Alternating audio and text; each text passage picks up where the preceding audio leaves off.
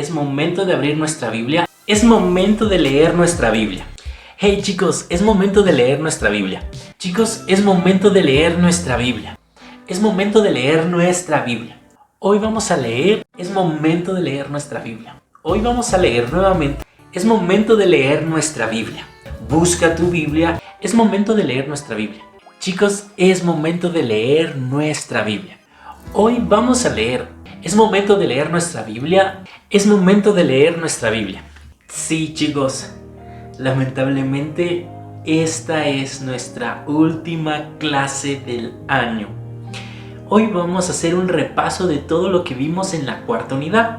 Así que acompáñenme a recordar lo que estuvimos estudiando durante toda esta unidad.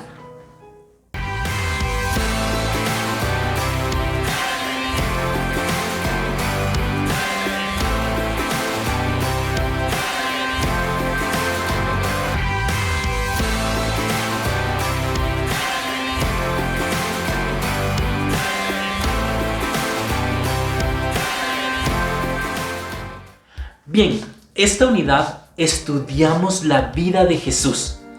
Así que vamos a ir recordando un poco sobre las clases que tuvimos de la vida de Jesús. Y empezamos con el nacimiento de Jesús. Y vimos entonces cómo Dios en su amor envía a su Hijo Jesús. Ya había sido anunciado que el Mesías, el Salvador, iba a nacer en ese pequeño pueblo llamado Belén. ¿Y cómo fue que Jesús nació allí? Pues por un censo. El emperador Augusto César había ordenado que todos debían de anotarse en la ciudad donde nacieron. Y José había nacido en ese pequeño pueblo llamado Belén, aunque vivía muy lejos de Belén. Vivía en una ciudad llamada Nazaret. Él junto con María tuvieron que hacer un viaje desde Nazaret hasta Belén para cumplir la ley y anotarse en el censo. Por eso estaban buscando un lugar para pasar la noche, porque estaban muy lejos de su casa. Todos los lugares estaban llenos y lo único que encontraron fue un establo. Se quedaron en ese establo y allí en ese lugar humilde fue donde nació Jesús. Jesús fue el plan de Dios para restaurar nuestra relación con Él. Él vino a unirnos de nuevo con Dios y Dios lo había planificado desde mucho antes. Por eso, casi 600 años antes de que sucediera, ya el profeta Miqueas había escrito que Jesús iba a nacer en Belén. Dios tenía ese plan, el plan de restauración, y por eso Jesús nace allí. Luego vimos quién era Jesús y entendimos que Jesús era 100% Dios y también 100% ser humano. Vimos cómo Juan habla sobre Jesús en el capítulo 1 y vemos que lo llama el Verbo de Dios. Verbo es una palabra que denota acción o movimiento. Jesús era la representación de esa palabra de Dios. La misma palabra por la cual todas las cosas fueron hechas. Porque si tú recuerdas en nuestras clases de la creación, Dios todo lo creó con su voz. Por medio de su palabra todo llegó a existir. Pues Jesús era la misma palabra de Dios, la voluntad de Dios hecha hombre. La palabra en movimiento, la misma esencia de Dios, la misma naturaleza de Dios, el mismo poder de Dios, todo eso estaba en Jesús.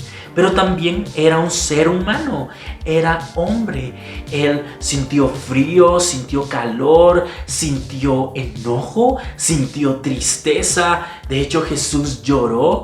Jesús tenía emociones y sentimientos como todos nosotros. Era un ser humano, 100% hombre y 100% Dios. En nuestra siguiente clase vimos una historia que la Biblia nos habla sobre la infancia de Jesús. De hecho, es la única historia que la Biblia nos cuenta cuando Jesús era niño. Y pues en esta historia vimos cómo hacen un viaje de nuevo desde Nazaret, donde ellos vivían, hasta Jerusalén para celebrar las fiestas de Pascua. Tú ya sabes que celebraban en estas fiestas, que Dios los libró de la esclavitud en Egipto. Y entonces José, María y Jesús hacen este viaje que duraba varios días. Allí Jesús entonces conoce el templo y se maravilla de la iglesia y cómo allí enseñan la palabra de Dios. Y cuando se regresan a casa después de un día de camino, José y María se dan cuenta de que Jesús no está con ellos.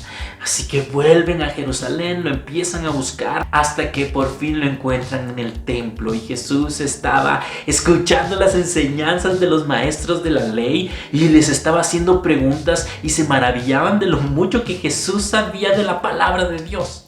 Y entonces María le dice a Jesús cuando lo encuentra: Jesús, ¿por qué nos haces esto? Te estuvimos buscando durante mucho tiempo.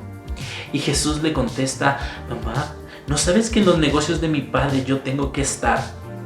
Jesús era un apasionado de la palabra de Dios. Luego regresó con sus papás y vimos algo muy bonito que la Biblia nos cuenta sobre Jesús. La forma en la que Jesús crecía. Jesús dice que crecía en estatura, pero también crecía en sabiduría. Sabiduría es nuestra capacidad de poder tomar decisiones correctas. Y la sabiduría se obtiene en la palabra de Dios. La Biblia dice en Proverbios que el principio de la sabiduría es el temor al Señor. Si nosotros queremos ser personas sabias que toman buenas decisiones, debemos de crecer como lo hacía Jesús, en sabiduría, conociendo la palabra de Dios y sabiendo cuál es su voluntad para nuestra vida. Y luego dice que crecía en gracia para con Dios y para con las demás personas. Vimos que entonces Jesús crecía agradando a Dios y también agradando a las personas que lo rodeaban. Esa era la forma en la que Jesús crecía y es la forma en la que Dios quiere que tú crezcas también, en estatura, en sabiduría y en gracia para con Dios y para con los hombres. Vimos también la historia de Juan el Bautista, un hombre que se había alejado de la sociedad y vivía en el desierto. Su ropa estaba hecha de pelos de camello, se alimentaba con miel silvestre y también con langostas del desierto. Era muy extraño en realidad, pero se dedicaba a predicar sobre el perdón de pecados y decía: arrepiéntanse, vuélvanse a Dios, porque el reino de los cielos se ha hecho disponible para ustedes. El reino de los cielos se ha acercado. Y entonces bautizaba a todos aquellos que se arrepentían de sus pecados. Y Jesús un día se acercó con Juan y Juan le dijo: Jesús, pero si yo no soy digno ni siquiera de amarrarte tus correas. Pero Jesús insistió y fue bautizado por Juan en el río Jordán. Y cuando Jesús fue bautizado, se escuchó una voz del cielo que anunció: Él es mi Hijo amado, del cual yo me siento orgulloso, en el cual yo encuentro contentamiento. Y entonces el Espíritu Santo en forma de paloma se posó sobre Jesús. Dios allí anunció quién era Jesús.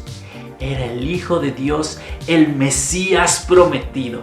Un gran milagro que todos pudieron ver en ese momento. Después de que Jesús fue bautizado, se fue al desierto y ayunó 40 días y 40 noches. Cuando tuvo hambre, el diablo llegó a tentarlo, a ponerle tentación, así como tentó en el huerto del Edén a Adán y Eva, y les dijo que comieran del fruto que no debían de comer, el que Dios les había prohibido. Y ellos cayeron en la tentación. Pero Jesús se mantuvo firme en las tentaciones que el diablo le ponía. ¿Y recuerdas qué fue lo que hizo que Jesús se mantuviera firme? Muy bien, la palabra de Dios. En cada una de las tentaciones Jesús contestó con la Biblia. La Biblia fue la que le dio fuerzas a Jesús, lo mantuvo firme para poder resistir las tentaciones. En la primera tentación Jesús respondió: no solo de pan vivirá el hombre, sino de toda palabra que sale de la boca de Dios. En la segunda tentación Jesús respondió: no tentarás al Señor tu Dios. Y en la tercera tentación Jesús respondió también con la Biblia. Le dijo: escrito está, al Señor tu Dios adorarás y solamente a Él servirás. Y el diablo no tuvo más que salir huyendo. No pudo con Jesús porque Jesús estaba firme en la palabra de Dios. Allí aprendimos que lo único que nos fortalece frente a las tentaciones y nos puede mantener firmes frente a ellas es la Biblia. La Biblia nos da fuerzas para resistir la tentación. Luego, en nuestras siguientes clases, vimos cómo Jesús llamó a algunos de sus discípulos. Vimos que Jesús hizo algo diferente a lo que la gente hacía en ese entonces, pues en ese entonces los alumnos eran quienes buscaban al maestro y escogían con quién querían estudiar. Pero en esta ocasión Jesús fue quien buscó a sus alumnos. Y si Él podía escoger a sus alumnos, pues podemos pensar que podía escoger a los mejores, a los más estudiosos, a los que tenían más dinero, a los que tenían una mejor educación. Pero Él decidió escoger a gente diferente. Primero vimos que escogió a 4 pescadores, a 4 simples pescadores sin mayor educación. Hizo un gran milagro. Ellos habían pasado toda la noche tratando de pescar y como no lograron pescar nada, en toda la noche, al amanecer ya se habían dado por vencidos. Y Jesús les dijo: echen la red una vez más. Y entonces ellos dijeron: Señor, pescamos toda la noche y no logramos atrapar a ningún pez, pero en tu nombre echaremos la red una vez más. Y echaron la red y se sorprendieron que las redes se llenaron de peces y casi se rompían las redes, los barcos casi se daban vuelta de tantos peces. Tuvieron que llamar a otros barcos para que los ayudaran. Y entonces ellos conocieron que Jesús era el Hijo de Dios. Jesús les dijo: síganme y yo los voy a hacer pescadores de hombres. Y dice que ellos inmediatamente dejaron sus redes y lo siguieron. Dejaron todo por seguir a Jesús.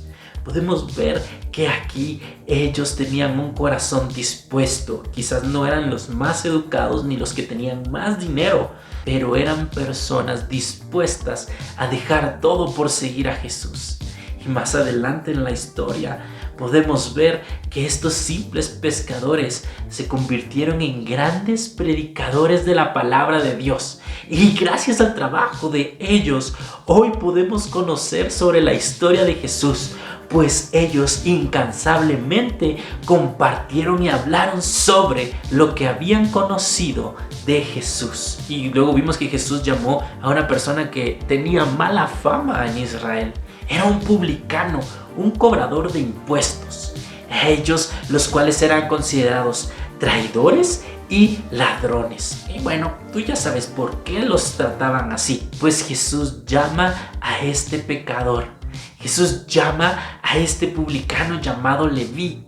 Y Leví lo invita a su casa y todos se enojaron con Jesús y dijeron: ¿cómo es posible que él vaya a comer a la casa de un pecador? Y Jesús le responde: bueno, los sanos no necesitan doctor, sino los enfermos.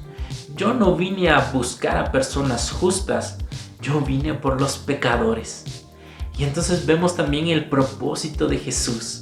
Y vemos cómo este hombre llamado Leví, Dios le cambia el nombre a Mateo. Sí, Mateo, el que escribió el libro de Mateo.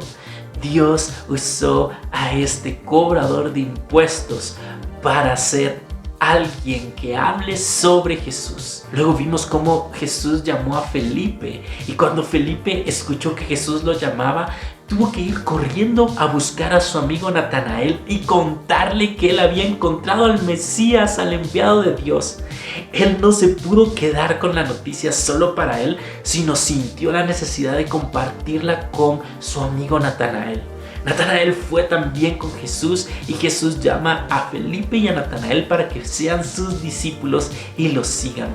Vemos ese corazón de Felipe de poder compartir a Cristo, de poder hablar sobre Jesús desde que lo conoció. De esta forma aprendimos que nosotros también, si amamos a las personas que están a nuestro alrededor, no podemos callarnos sobre lo que conocemos de Jesús, pues ellos también necesitan conocerle. Debemos hablar de Jesús todo el tiempo con los demás y compartir como lo hizo Felipe con su amigo Natanael. Luego vimos una parábola de Jesús, la parábola del sembrador. Aprendimos qué es una parábola, la cual es una historia inventada, pero con elementos de la vida real. Y vimos entonces que Jesús en esta parábola habla acerca de un sembrador que salió a sembrar y empezó a lanzar su semilla, y parte de su semilla cayó en el camino, parte de su semilla cayó entre las piedras, parte de la semilla cayó entre los espinos y parte de la semilla cayó en buena tierra. Y entonces Jesús contó que la semilla que cayó en el camino, vinieron las aves y se la comieron. La semilla que cayó en las piedras empezó a brotar un poco, pero cuando salió el sol, como no tenía raíces profundas, entonces se secó y se marchitó. Luego vimos que la semilla que cayó entre los espinos empezó a crecer, pero los espinos la ahogaron y también se marchitó. Y por último, la semilla que cayó en buena tierra creció y dio frutos al 30, 60 y 100 por uno. Y vemos entonces cómo Jesús explica esta parábola, que la semilla es la palabra de Dios. Y entonces los terrenos son los distintos tipos de personas que escuchan la palabra de Dios. Algunos la escuchan e inmediatamente la olvidan. Otros la escuchan muy emocionados y luego cuando vienen los problemas, entonces se olvidan de ella. Estos son como la semilla que cayó en las piedras. Luego vemos que hay otras personas que reciben la palabra de Dios, pero cuando hay problemas, cuando hay persecución, cuando se sienten rechazados, entonces se olvidan de ella y se apartan de ella. Y ellos son como el terreno de los espinos. Pero hay personas que reciben la palabra de Dios con alegría, que tienen un corazón dispuesto a recibir esa palabra en su vida y la ponen en práctica y la viven, y a pesar de sus problemas, ellos se mantienen firmes en esa palabra de Dios. Ellos son como el buen terreno que luego dio frutos, reciben muchas bendiciones de Dios por recibir su palabra con alegría y mantenerse en ella. Y por último vimos un gran milagro de Jesús, en donde Jesús, aunque estaba ya cansado, mucha gente lo siguió, y cuando Él los vio, tuvo compasión de ellos y empezó a enseñarles. Pasó el tiempo y la gente no se iba y quería seguir escuchando a Jesús. Y los discípulos le dijeron a Jesús: Jesús, mándalos ya a su casa, que se vayan ya, porque ya deben de tener hambre, ya están cansados, aquí no hay nada de comer cerca. Y Jesús les dice a sus discípulos: denles ustedes de comer. Y ellos: ¿qué? Son más de 5,000 personas. Y Jesús les dijo: bueno, ¿qué tienen? Y había un niño que había llevado 5 panes y 2 peces, y él decidió compartir con los demás su comida y se la llevó a uno de los discípulos. Y Jesús dio gracias por la comida y todos comieron ese día. Dios multiplicó la comida, y es más, sobraron 12 canastas de comida.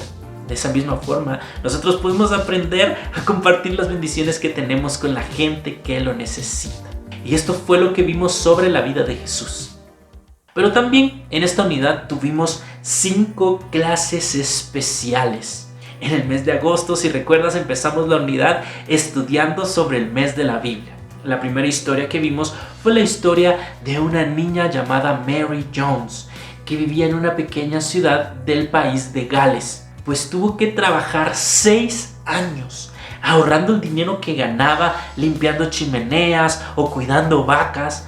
Luego tuvo que caminar 40 kilómetros descalza para llegar a una ciudad en donde había un predicador que vendía Biblias. Y para su sorpresa, la única Biblia en galés que tenía ya estaba apartada para otra persona, así que iba a regresar a su casa con las manos vacías. Pero este pastor dijo, bueno, tengo otra Biblia en inglés y a la otra persona que está interesada en esta Biblia también sabe inglés, entonces puedes llevarte esta Biblia en galés. Y la niña se regresó a su casa abrazando su Biblia, muy contenta. Por fin tenía la palabra de Dios en su casa. Luego este pastor pensó y dijo, ¿cómo es posible que la gente tenga que hacer tanto para obtener una Biblia? Entonces compartió con otros pastores y líderes de la iglesia una idea de una empresa que se dedicara a imprimir Biblias y a traducir Biblias a muchos idiomas más, para que todos tuvieran acceso fácil a la palabra de Dios. Esta empresa se llamó Sociedad Bíblica y luego llegó a muchos países, incluyendo el nuestro.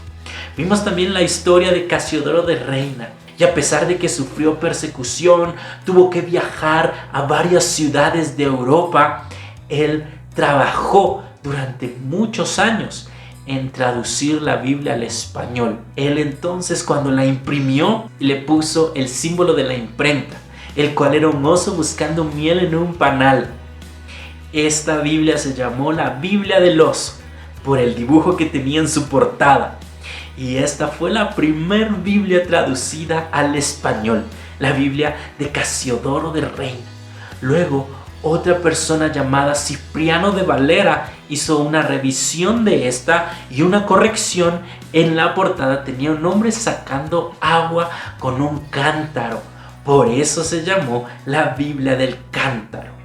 Y más adelante los apellidos de estas dos personas, Reina Valera. La revisión Reina Valera de 1960, de la cual este año se celebran 60 años de esta traducción, la cual es la más conocida en español, la Reina Valera. Podemos darnos cuenta cómo Dios usó a estos hombres que dedicaron su vida para que nosotros hoy pudiéramos conocer de la palabra de Dios. Tuvimos una clase especial en septiembre por la celebración de la independencia de nuestro país. Y entonces vimos los deberes cívicos que nosotros tenemos como ciudadanos y qué es lo que la Biblia nos enseña sobre ellos.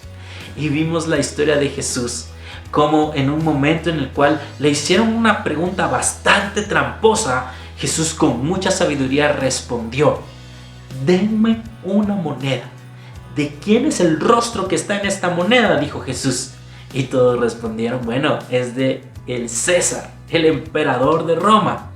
Entonces Jesús dijo, denle al César lo que es del César y a Dios lo que es de Dios. Debemos de darle al César lo que es del César, es decir, cumplir con nuestros deberes cívicos y con las leyes y normas de nuestro país. De esa manera podemos mostrar que amamos a Dios, pero también amamos la nación en donde Dios nos da la oportunidad de vivir.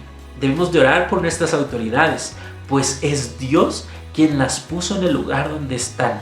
Pedirle a Dios que les dé sabiduría para hacer un trabajo adecuado para todos los ciudadanos de nuestra nación. Eso es lo que debemos de hacer como seguidores de Cristo y ciudadanos de este hermoso país llamado Guatemala. Y por último, tuvimos dos clases especiales sobre esta gran celebración que en lo personal me encanta, la Reforma Protestante. En nuestra primera clase vimos por qué era necesaria una reforma y vimos cómo la iglesia se empezó a apartar de la palabra de Dios y empezaron a cometer varios errores. De las peores cosas que hacían era la venta de indulgencias. Papeles firmados por el Papa otorgaban perdón de pecados. Y si alguien necesitaba el perdón de sus pecados, debía de comprar estas indulgencias firmadas por el Papa para que sus pecados fueran perdonados. Realmente la iglesia se había separado completamente de la palabra de Dios y necesitaba volver a la forma original, necesitaba una reforma. Varios hombres hicieron trabajos para poder volver a esa forma original. Vimos lo que hizo en Francia Pablo Baldo, vimos lo que hizo en Inglaterra John Wycliffe, vimos lo que hizo en República Checa Juan Hus. Pequeños movimientos que iban anunciando una reforma. Y por último, en nuestra última clase, vimos cómo por fin se logró la reforma protestante. Cómo este hombre llamado Martín Lutero clavó en la iglesia de Wittenberg, Alemania, 95 proposiciones de cambio para la iglesia de ese entonces. Las 95 tesis de Martín Lutero, clavadas el 31 de octubre de 1517, marcaron un cambio en la iglesia. Dios usó este movimiento para volver a la palabra de Dios y se le llamó a esto la Reforma Protestante, de la cual hoy nosotros podemos disfrutar teniendo nuestra Biblia en casa, pudiendo también congregarnos con otras personas para alabar a Dios y conocer la verdad. Y esto fue nuestra cuarta unidad. Hice una lista de reproducción con las clases de la cuarta unidad que voy a dejar en la descripción de este video. Así que si tú quieres estudiar de una mejor forma, volviendo a ver todas nuestras clases de la cuarta unidad, pues puedes hacerlo por medio de la lista de reproducción que dejaré en la descripción del video. Chicos, no saben cuánto disfruté poder estudiar la Biblia junto a ustedes. Los quiero mucho, les mando un abrazo grande. Espero que Dios nos permita volver a vernos pronto. Gracias chicos por poner atención en las clases, ver y escuchar los videos de las clases con mucha atención. Espero que hayan podido aprender mucho de nuestras clases. Espero que hayan podido crecer en el estudio de la palabra de Dios. Y los invito a que en esta época de vacaciones puedan también ustedes seguir leyendo su Biblia. Puedan leer la Biblia y puedan seguir aprendiendo sobre la palabra de Dios, que llena nuestros corazones y nos hace crecer como crecía Jesús, en estatura, en sabiduría y en gracia para con Dios y con los hombres. Los quiero chicos, los amo en el amor del Señor. Primero Dios, nos vemos pronto.